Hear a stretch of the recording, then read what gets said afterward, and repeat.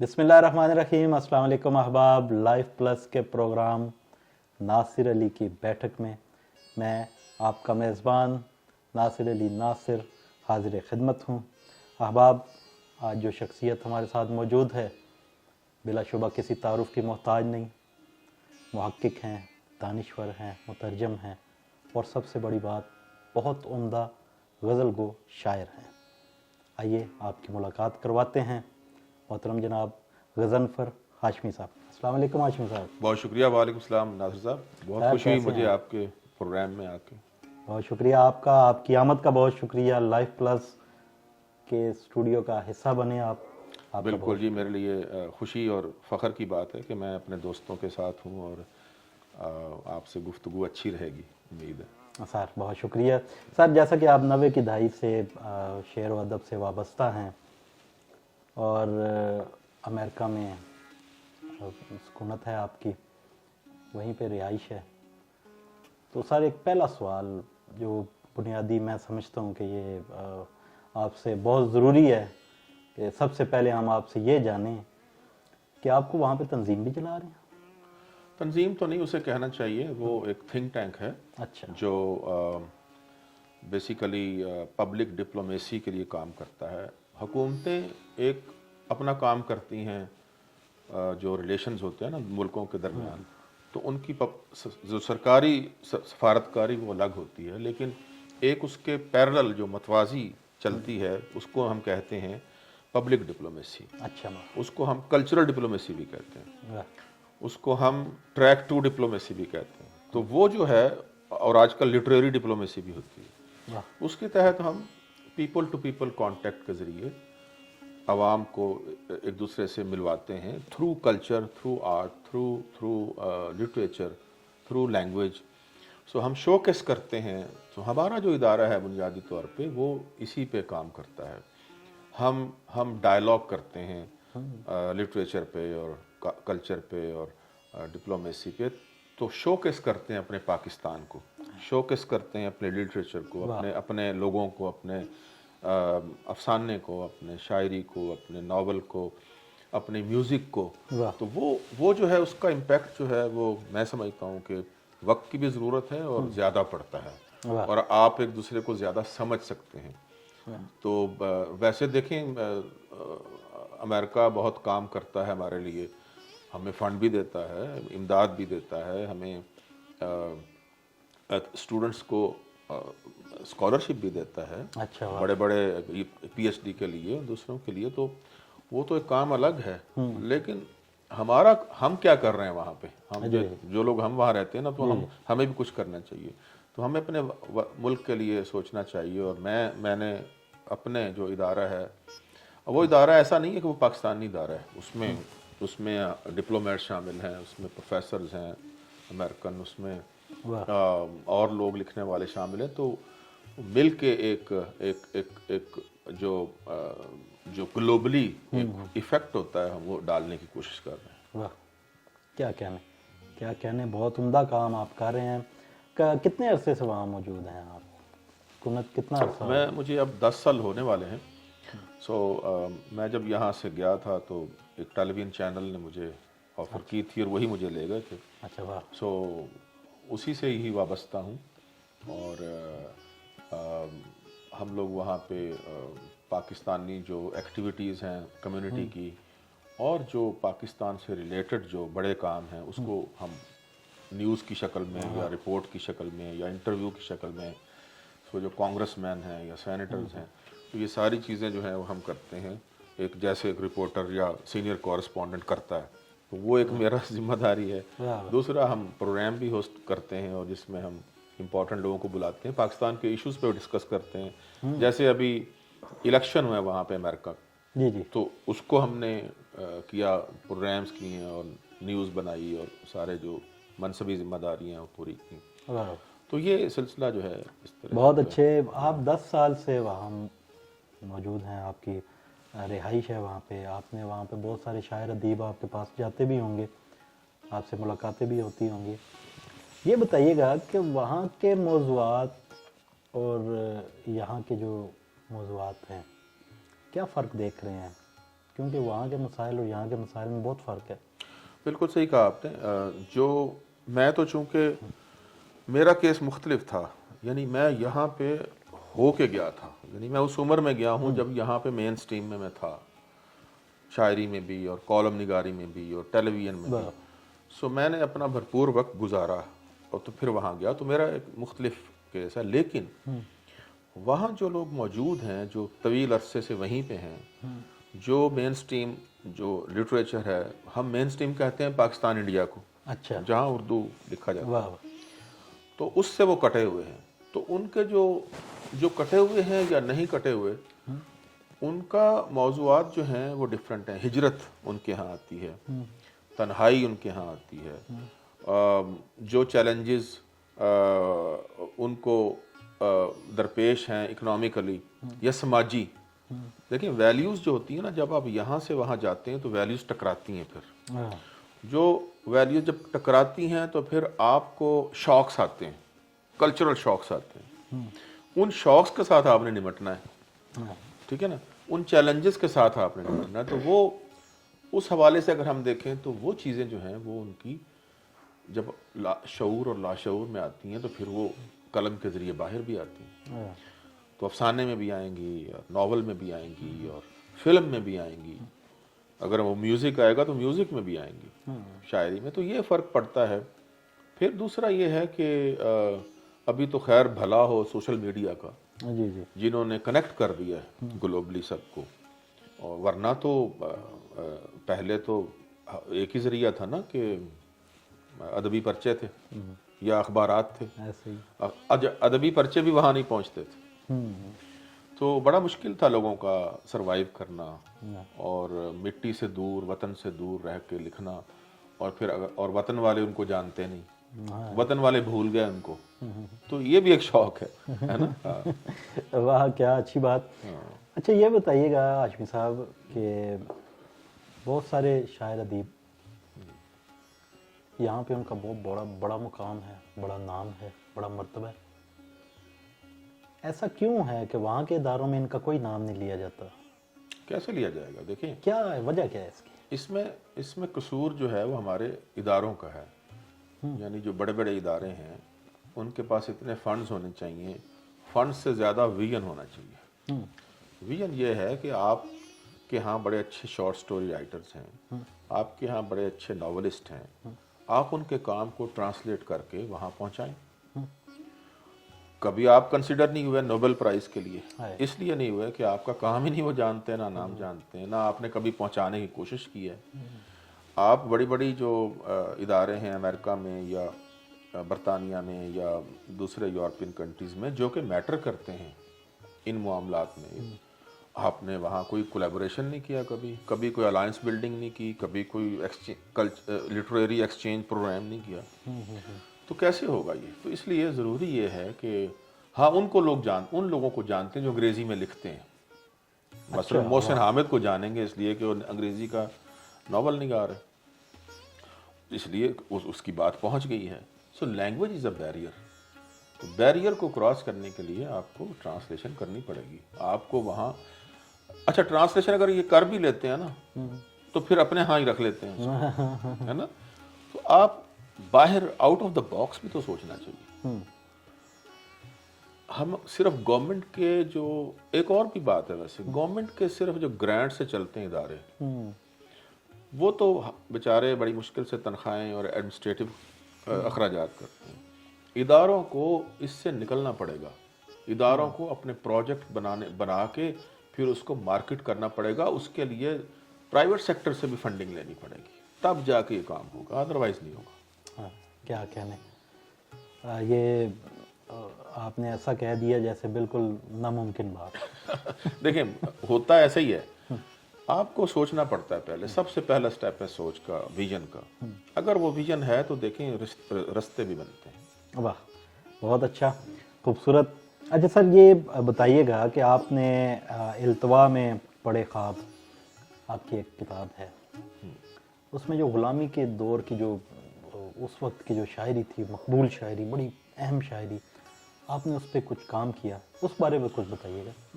ایک میرا نا جو مزاحمتی ایک ادب تھا یا مزاحمتی شاعری تھی، وہ ہمیشہ میرے کلوز ٹو دا ہارٹ رہی ہے۔ اچھا، سو یہ اس نے مجھے ہمیشہ ہانٹ کیا ہے۔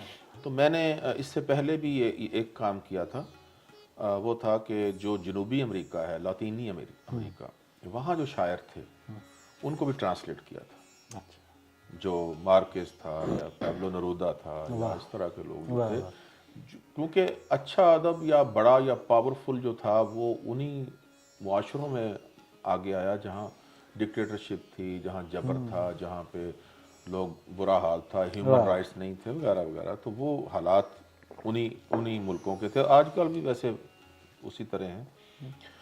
تو یہ جو تھا وہ میری کتاب آ چکی ہے پہلے، اس میں بھی خواب کا ذکر ہے۔ خیر یہ جو تھا یہ وہ دور ہے جس میں بڑے بڑے جہاز بھر کے لاتے تھے شپ غلاموں کے، افریقہ سے اور امریکہ میں لاتے تھے، اور ایک پورا جو 100-200 سال کا جو عرصہ ہے یہ وہ عہد ہے، اور جو ظلم و ستم ہوا ہے ان پہ۔ اور حیرت کی بات یہ ہے کہ جب امریکہ آزاد ہوا ہے خود، تو جو انہوں نے کانسٹیٹیوشن لکھا ہے، حالانکہ ان کی آزادی کی بنیاد ہی جبر و ستم سے آزادی تھی۔ اچھا، برطانیہ سے جب آزاد ہوئے ہیں تو مسئلہ وہی تھا کہ برطانیہ جو ہے اس نے کالونیز بنائی ہوئی تھی ادھر، تو نوآبادیاتی نظام تھا نا، تو جو اکنامک ایکسپلائٹیشن تھی وہ تھا۔ پھر انہی لوگوں نے جنہوں نے انہی بنیادوں پہ وہاں پہ آزادی حاصل کی تھی برطانیہ سے، جب انہوں نے اپنا آئین بنایا، کانسٹیٹیوشن لکھا، اس میں انہوں نے غلامی کو جاری رکھا، غلامی ختم نہیں کی انہوں نے۔ تو یہ حیرت، سرپرائز، ایک ایسی قوم جو لبرٹی اور فریڈم اور مساوات اور اس کا ہاں اس پہ بیس کر رہی تھی، غلامی کو انہوں نے جاری رکھا۔ تو 100 سال بعد 1787 میں یہ کانسٹیٹیوشن لکھا گیا، 1864 میں آزاد ہوئے یہ جا کے۔ تو ابراہم لنکن نے، اور اس سے پہلے لڑائی ہوئی، باقاعدہ سول وار ہوئی ہے ناردرن سٹیٹس میں اور سدرن سٹیٹس میں، اور اس کے نتیجے میں 1860 میں یہ شروع ہوا سلسلہ، 1864 میں یہ ختم ہوا۔ پھر ایک ایمینسیپیشن ایکٹ آیا آزادی کا، تو پھر یہ آزاد ہوئے۔ اچھا، التوا میں پڑے خواب جو ہے یہ میں نے اس لیے لکھا ہے، یہ جو ٹائٹل ہے، کہ ان کے خواب جو ہیں وہ ویسے تو قانونی طور پہ آزاد ہو گئے تھے، لیکن اندر سے غلامی جاری رہی، ان کو انہوں نے ایکسیپٹ نہیں کیا۔ سو وہ جو کہیں نہ کہیں آپ دیکھیں گے کہ ان کا بسوں میں ان کے لیے الگ کمپارٹمنٹس بنے ہوئے تھے، باتھ روموں میں، اسی طرح ہوٹلوں میں ان کے بیٹھنے کی جگہ، اسکولوں میں، تو وہ بڑا جاری رہا۔ پھر 1900 جو مارٹن لوتھر کنگ آپ جانتے ہیں، بڑا نام ہے، اس نے پھر یہ شروع کی سول رائٹس موومنٹ، اسے کہتے ہیں۔ سول رائٹس موومنٹ میں انہوں نے اسے کہتے ہیں ایکویلٹی رائٹس، کہ جی ہمیں بھی برابر انسان سمجھا جائے۔ پھر وہ ہوئی، پھر اس کو ملے ان کو رائٹس۔ آپ دیکھیں کہ امریکہ جیسا ملک جو کہ دنیا میں ترقی یافتہ لیڈر ہے، ورلڈ لیڈر، ان کے ہاں عورتوں کو جو ووٹنگ رائٹ ہیں وہ 1960 کی دہائی میں ملے ہیں، دیکھ لیں آپ۔ تو کہنے کا مقصد یہ ہے کہ یہ ایک ڈاکومنٹ ہے پورے عہد کی۔ کوشش کی ہے میں نے کہ ایسے لوگوں کو شامل کیا جائے جنہوں نے اس پہ لکھا ہے، بعد کے لوگ بھی شامل ہیں اس میں، لیکن پڑھنے کے بعد ضرور ایک ریڈر جو ہے وہ دیکھے گا کہ پورا عہد اس کے سامنے آئے گا۔ پھر میں نے اس میں پیش لفظ میں بھی لکھا ہے۔ واہ واہ واہ، کیا بات ہے، کیا عمدہ۔ آپ نے تو وہ بات کہی، غلامی کی بات ہی چل رہی ہے۔ جیسے ہمارے پاس اس وقت جو مین سٹریم ہے، مین جو بڑے شاعر ادیب نامی گرامی جن کا ایک نام ہے، ان کے لیے ادارہ ہے اکادمی ادبیات، اور جو جس کے پاس بیچارے کے پاس کچھ نہیں ہے، جو نہیں کچھ، جس کے پاس سورس نہیں ہے، جس کے پاس کرسی بھی نہیں ہے، جس کے پاس کچھ بھی نہیں ہے، اس کے پاس ہے آرٹس کونسل۔ اور ایسا کمپیریزن یہ میں نے ابھی اس لیے، ہو سکتا ہے کہ ہمارے ڈائریکٹر اس کو کاٹ دیں، لیکن میں چاہوں گا کہ اس کو یہ یوں ہی چلتا رہنے دیں۔ اور یہ بہت ساری میرے پاس کمپلینس بھی ہیں آپ اس بارے میں کیا دیکھتے ہیں؟ آپ تو خیر باہر سے آئے ہیں، آپ نے آتے ہوئے آپ کا پہلا پروگرام ہی اکادمی ادبیات میں رکھا گیا، اور کیوں آپ کو کسی چھوٹے شاعر نے نہیں یاد کیا آرٹ کونسل میں؟ میرا خیال یہ بات نہیں ہے، وہ آرٹس کونسل کی سرکاری ادارہ ہے. ہاں جی، وہ چھوٹے بچوں، چھوٹے نہیں نہیں نہیں، ایسا نہیں ہے. میرا خیال ہے کہ وہ پنجاب گورنمنٹ کا ہے اور وہاں بھی پروگرام ہوتے ہیں. تو اگر کوئی وہاں، مجھے ہو سکتا ہے مجھے کسی نے بلایا ہی نہ ہو، تو اگر کوئی وہاں بلاتا تو شاید میں وہاں بھی چلا جاتا. ایسا نہیں، بلکہ میں گیا تھا، اگر آپ کو یاد ہو پچھلی سے پچھلی دفعہ گیا تھا میں. مسئلہ یہ نہیں ہے، مسئلہ یہ ہے کہ اداروں کو اس کو دوبارہ سے اپنے آپ کو سوچنا پڑے گا. دیکھیں، جو ادارے کا ہیڈ ہوتا ہے نا، وہ اس کو انیشیٹو لینا پڑے گا. وہ اگر صرف نوکری کرے گا تو پھر تو ایسے ہی رہے گا. پھر آرٹس کونسل بھی ساری زندگی ایسے ہی رہے گا. اکادمی ادبیات بھی ایسے ہی چلے گا، لوگوں کو کھپانے کے لیے، نوکریوں کے لیے. آپ ایکسپیکٹ نہیں کر سکتے کہ کوئی بڑا کام کر سکیں گے. بہت شکریہ آپ کا، آپ سلامت رہیں. 90 کی دہائی کے کچھ شاعر ادیب جو آپ کے ساتھ موجود تھے ابھی بھی ہوں گے؟ بالکل. کچھ نام لینا چاہیں؟ بالکل، میرے کچھ ساتھ کے ہیں، کچھ سینئرز ہیں. طارق نعیم ہے، طارق نعیم تھوڑا سا سینئر مجھ سے ہے. اختر عثمان ہیں. جی جی. قمر رضا شہزاد ہے. اور اسی طرح کچھ لوگ بعد میں آئے، جن میں ہمارے عماد اظہر بھی ہیں، تھوڑے سے جونیئر، جی جی. لیکن جو غزل اچھی لکھ رہے تھے. انجم سلیمی اسی دور کا ہے. انجم بھی مجھ سے سینئر ہے. ہاں جی، وہ انجم بھی سینئر ہے مجھ سے. تو یہ وہ میں سمجھتا ہوں کہ اس دور میں بڑے پاورفل پوئٹری ہوئی ہے. بڑے اچھے لکھنے والے تھے. بڑے. ہمارا تو خیر وہ عشق یہ تھا نا کہ فنون میں چھپنا ہے. ہاں جی، وہ لگی رہتی تھی کہ آپ نئی چیز بھیجیں. اچھا، یہ فنون کا ذکر ہر دوسرا شاعر فنون کا ذکر کرتا ہے.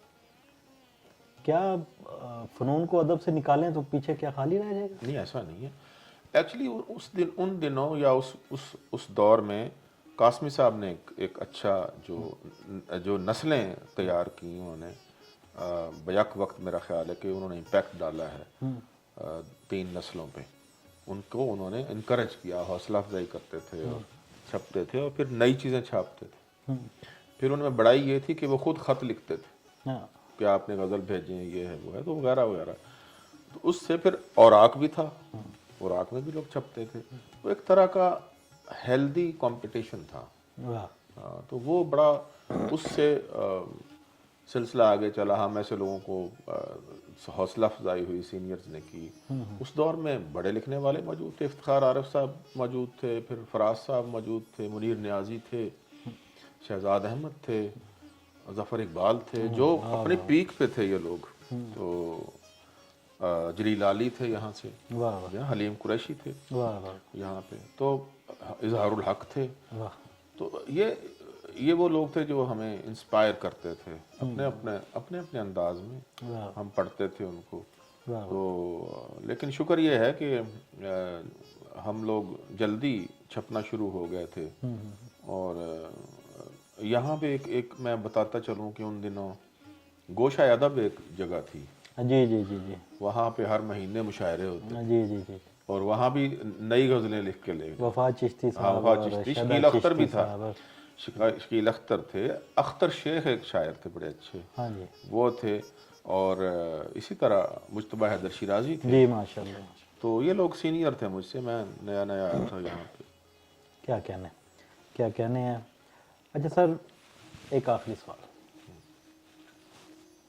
امریکہ میں مشاعروں کا کوئی ایسا واقعہ جو آپ لوگوں سے چھپانا چاہتے ہیں، آج ہمیں بتائیے. چھپانا چاہتے ہیں؟ میرا خیال ہے ایسا واقعات کافی ہیں. یہاں سے جو شاعر جاتے ہیں ان کے کئی واقعات ہیں، اور جو نیچرل ہیں. دیکھیں، وہ انسانی سطح پہ ہیں، ان کو بتانا نہیں چاہیے. ہمارے دوست جو ہیں وہ کرتے ہیں ایسی چیزیں جو کہ وہاں پہ پسند نہیں بھی کی جاتی. کسی نے شو ڈال دیا ہو مجھے پیسے کم ملے ہیں. ہوتا ہے ایسا بھی ہوتا ہے. اور ایسا بھی ہوتا ہے کہ میں واپس نہیں جا رہا ہوں، مجھے ادھر ہی رہنا. ہوتا ہے، چونکہ پہلے زیادہ ہوتا تھا. اب شاید میرا خیال ہے کہ کچھ لوگوں کو अब नहीं हो रहा, पहले होता था ऐसा। अभी ये अमेरिका, अभी हाल ही में एक वाक़या सामने आया, अमेरिका के एयरपोर्ट पे एक शायर को रोका, उसको वहीं से वापस कर दिया गया। आपको शायद इस वाक़े का इल्म हो, क्या था सर? कुछ नहीं था, वो बेसिकली वो एक ऐसी कम्युनिकेशन का इशू था वो। अच्छा, मिसकम्युनिकेशन था। हाँ, जो कि शायर को उस बात का पता होना चाहिए था। जो मैं इसको देखता हूँ ये है कि शायर जब पहली दफ़ा जाता है तो इमिग्रेशन के मसाइल होते हैं कुछ। अच्छा, कोई भी शायर नहीं, हाँ कोई जी, भी जाए, कोई भी जाए, अगर उसको सही तौर पे गाइड कर दिया जाए तो मसाइल नहीं होते। मुझे लगता ये है कि उनको सही गाइड नहीं किया गया, जिसकी वजह से मसाइल पैदा हुए। और वहाँ तो आपको पता है ना, कुछ थोड़ा सा भी किसी को शक हो जाए तो वो तो फिर नहीं छोड़ते, हाँ जी, जो मर्जी कर लें। जो मर्जी हो जाए। तो इसलिए कहीं मिसकम्युनिकेशन है, कम्युनिकेशन की प्रॉब्लम है। आप ज़्यादा ना पूछें, कम्युनिकेशन के इशू है। बहुत शुक्रिया। आखिरी सवाल आपसे गज़नफ़र हाशमी साहब, ये बताइएगा, ये किताब आपकी जो इंग्लिश में है सर, इस बारे में बताइएगा। ये बुनियादी तौर पे ये अमेरिका में एक एकेडमिक और इंटेलेक्चुअल डिस्कोर्स है। अच्छा, वाह उसका नाम है अमेरिकन एक्सेप्शनलिज्म। वाह, सो अमेरिकन एक्सेप्शनलिज्म का मतलब ये है कि जो अमेरिकन नेशन है वो अपने आप को ये क्लेम करते हैं कि हम दुनिया में एक एक्सेप्शनल कौम है, हम दुनिया में एक यूनिक और डिफरेंट लोग हैं, हमें दुनिया में हुक्मरानी करने के लिए भेजा गया। जी जी जी, नंबर 2, नंबर 3 वो कहते हैं कि जब दुनिया में क्राइसिस आता है तो वो हमारी तरफ देखती है दुनिया कि हम दुनिया में कोई बड़ा रोल प्ले कर सकें। वाह, सो हमें पैदा किया गया है कोई एक अच्छे रोल पैदा करने के लिए। हम दुनिया को सिखाते हैं हुक्मरानी कैसे करते हैं, ह्यूमन राइट्स या डेमोक्रेसी या इक्वालिटी, फ्रीडम। तो अपनी वो जो एक्सेप्शनलिज्म है उसको बेस करते हैं वैल्यूज़ के साथ। वैल्यूज़ बड़ी अच्छी हैं, मसलन इक्वालिटी है, मसावत है, वहाँ पे कानून की नज़र में सब बराबर है। फ्रीडम है, आज़ादी है, फ्रीडम ऑफ एक्सप्रेशन, आप बोल सकते हैं, आपको नहीं पकड़ेंगे वो जैसे यहाँ पकड़ते हैं। और इसी तरह आप कॉन्स्टिट्यूशन है वगैरह वगैरह। सो उसको तो मैंने इसको डिस्कस किया है, इस चीज़ को। वहाँ के प्रेसिडेंट्स भी ये बात करते हैं, वहाँ के इंटेलेक्चुअल भी ये बात करते हैं। तो मैंने इसको डिस्कस किया है, इसको चैलेंज किया है, और चैलेंज करने के बाद मैंने अपना एक असेसमेंट दिया आखिरी चैप्टर में। तो ये क्यों छपी है, ये तो अब पाकिस्तान में छपी है, हमारे यहाँ के एक दोस्त ने छपी है, लेकिन ये असल में छपी है अमेरिका में। वहाँ पे वहाँ जो एक पब्लिशिंग हाउस है उनका, अमेरिकन, उन्होंने छापी है। और वो इसलिए छापी है कि वो समझते हैं, और उन्होंने कहा है कि मैं पहला साउथ एशियन राइटर हूँ जिसने इस पे लिखा है, तो इसलिए उन्होंने छापी है। तो इसका फिर मुझे जो फ़ायदा ये हुआ कि मेरा जो प्रोफाइल था वो एक देसी राइटर से निकल के मेन स्ट्रीम में चला गया। तो मुझे फिर वो बुलाते हैं मुख्तलिफ टॉक्स में, यूनिवर्सिटीज़ बुलाती हैं मुझे, थिंक टैंक्स बुलाते हैं, तो इसकी वजह से डिस्कस करते हैं एज ए ऑथर। और अभी मुझे जो ऑनर मिला कि मुझे हार्वर्ड यूनिवर्सिटी ने बुलाया, तो हार्वर्ड में मैंने 1 घंटे का मुझे उन्होंने स्लॉट दिया कि इस किताब पे, और वहाँ बेसिकली वो कोर्स करवाते हैं, पूरी दुनिया से लोग आते हैं, तो दुनिया के मुख्तलिफ CEOs वहाँ मौजूद थे। तो उसमें उन्होंने इस पे मुझे एक घंटे का दिया, तो वो बड़ा अच्छा रहा। वो मेरे लिए बड़ी एक अल्लाह ने इज़्ज़त दी मुझे। तो ये बेसिकली ये किताब है, तो यहाँ अब ये यहाँ के रीडर्स के लिए आई। क्या कहने हैं। मैं दुआ करूँगा कि हमारे जो बाकी सीनियर राइटर्स हैं, जो पोइट्स हैं, वो भी आपकी तरह सोचें और आपकी तरह काम करें, और ये इस मिशन को आगे लेके चलें, ज़ुबान को आगे लेके चलें और अपने मयार को आगे लेके चलें। जी, हमारे प्रोग्राम का वक्त बस थोड़ा रह गया है। हम चाहेंगे, हमारे नाजरीन भी चाहेंगे, कुछ अता हो। गज़ल के कुछ शेर मैं पेश करता हूँ जी बिस्मिल्लाह। कुछ ना हो सामने, वाह वाह, बस एक खला रह जाए। क्या कहने हैं, क्या गज़ल है, वाह। कुछ ना हो सामने, बस एक खला रह जाए, वाह वाह। कोई तकवीम ना हो, वक्त रुका रह जाए। वाह वाह वाह वाह।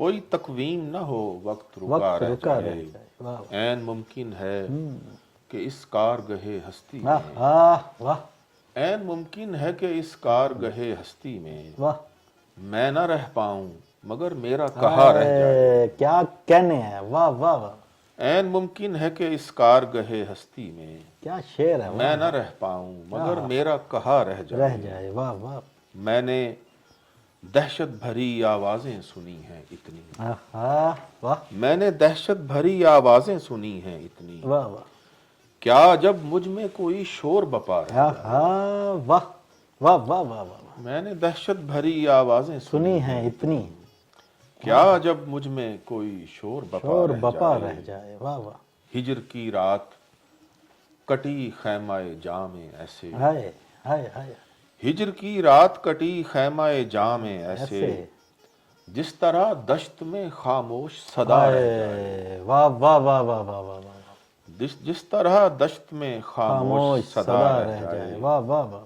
یہ بھی ممکن ہے کہ میں اندر، یہ بھی ممکن ہے کہ اندر سے میں خالی نکلوں، ہائے ہائے ہائے ہائے، یہ بھی ممکن ہے کہ اندر سے میں خالی نکلوں، یہ بھی ممکن ہے کوئی مجھ میں پڑا رہ جائے، ہائے، کیا کہنے ہیں، واہ واہ واہ، یہ بھی ممکن ہے کوئی کوئی مجھ میں پڑا رہ جائے، جائے۔ واہ واہ، میں ایک نظم بھی سنا دیتا ہوں۔ جی جی جی،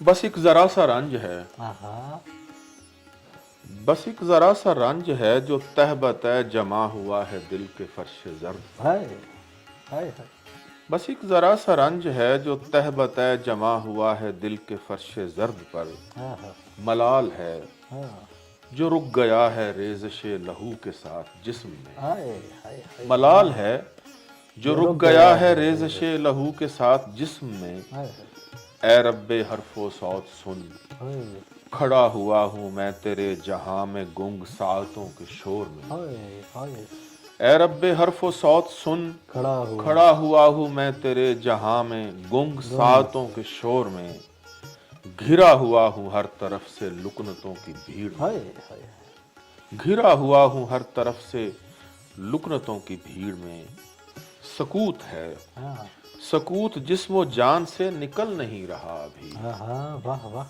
سکوت جسم و جان سے نکل نہیں رہا ابھی، میں بولتا ہوں اور حرف ہونٹ سے پھسل نہیں رہا، اوئے، واہ واہ واہ واہ، سکوت ہے، سکوت جسم و جان سے نکل نہیں رہا ابھی، ہائے ہائے، میں بولتا ہوں اور حرف ہونٹ سے پھسل نہیں رہا ابھی، آہا، نہ جانے کتنے ماہ و سال جان پر گزر گئے، واہ، نہ جانے کتنے ماہ و سال جان پر گزر گئے، ابھی تلک پڑا ہوں کوہ وقت کی ڈھلان پر، واہ واہ واہ، ابھی تلک پڑا ہوں کوہ وقت کی ڈھلان پر، سوال ہیں ہاں، سوال رک نہیں رہے، واہ واہ واہ، گمان ہے گمان کی گہری دھند ہے آہا، جو چھٹ نہیں رہی ابھی، ہائے ہائے، گمان ہے گمان، گمان کی گہری دھند ہے جو چھٹ نہیں رہی ابھی، یہ چادر طلسم غیب سامنے سے ہٹ نہیں رہی، اوئے، واہ واہ واہ واہ، واہ واہ واہ واہ، گمان ہے گمان کی گہری دھند ہے جو چھٹ نہیں رہی ابھی، آہا، یہ چادر طلسم غیب سامنے سے ہٹ نہیں رہی ابھی، ہائے ہائے، کہاں ہے تو، ہاں، بہت خلا ہے تیرے میرے درمیاں، ہائے ہائے، کہاں ہے تو، بہت خلا بہت ہے، خلا ہے تیرے میرے درمیاں، خلا یہ ختم ہو نہیں رہا ابھی، یہ رنج دل کے فرش سے ہائے اتر نہیں رہا، ہائے ہائے ہائے ہائے، کیا کہنے ہیں، کیا بہت شکریہ، کہنے ہیں، بہت عمدہ، بہت خوبصورت، آپ کا بہت شکریہ، آپ کا شکریہ، بڑی اچھی گفتگو رہی اور میں شکر گزار ہوں آپ کے پروگرام کا، آپ کے اسٹوڈیو کا، آپ کے ادارے کا، کہ جس نے مجھے یہ موقع دیا، مجھے عزت بخشی۔ شاداب رہیں آپ، بہت شکریہ، آپ کی آمد کا بہت شکریہ۔ جی ناظرین، آپ نے غضنفر ہاشمی، ان کی شاعری سنی، ان کی باتیں سنی، امید کرتا ہوں آپ کو بہت پسند آئی ہوں گی۔ ملتے ہیں نئے مہمان کے ساتھ، نئے سوالات کے ساتھ، تب تک کے لیے اپنے میزبان ناصر علی ناصر کو اجازت دیجیے، اللہ نگہبان۔